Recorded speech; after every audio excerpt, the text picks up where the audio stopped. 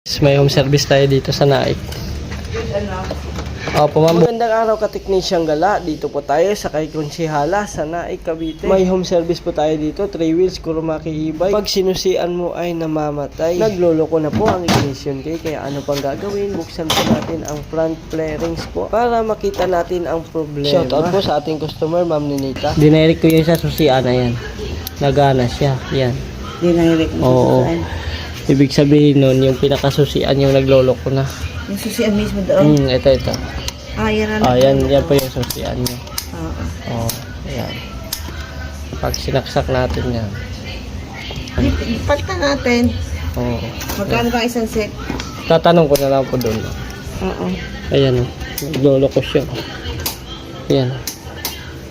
Hindi makapasok yung power. Ito ang salarin mga ka-e-bike. Yung ignition pinakasusian talaga. Kaya pag dinirect natin ay okay naman at naandar naman po. Ang ginawa natin dito for check up only. Kaya namang ayusin pero papalitan daw. Kaya babalikan pa natin to para maayos. Dito lamang po. God bless and peace out.